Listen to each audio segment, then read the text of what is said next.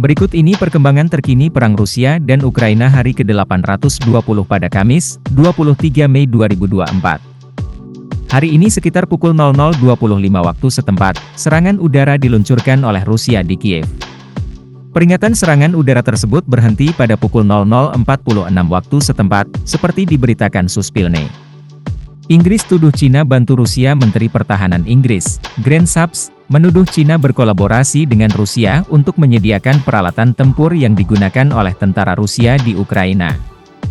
Bantuan mematikan kini mengalir dari Tiongkok ke Rusia dan ke Ukraina, kata Grant Shapps dalam konferensi di London, Rabu, 22 Mei 2024.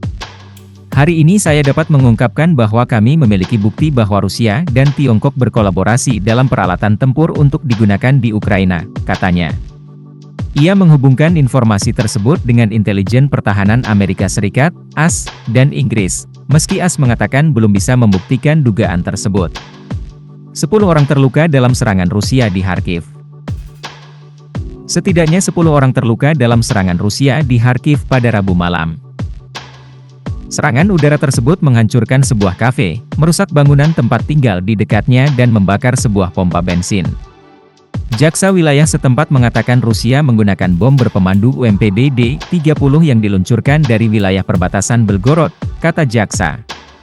Zelensky minta bantuan pertahanan anti-bom berpemandu Presiden Ukraina, Volodymyr Zelensky, mengajukan permohonan pertahanan terhadap bom berpemandu kepada sekutu-sekutunya.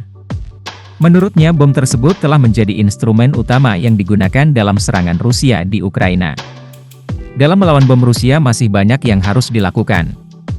Ukraina membutuhkan sistem dan taktik yang memungkinkan kita melindungi posisi kita, kota kita dan komunitas kita, kata Zelensky dalam pertemuan khusus di Markas Dewan Keamanan dan Pertahanan Nasional dan Stavka, Rabu, dikutip dari The Guardian.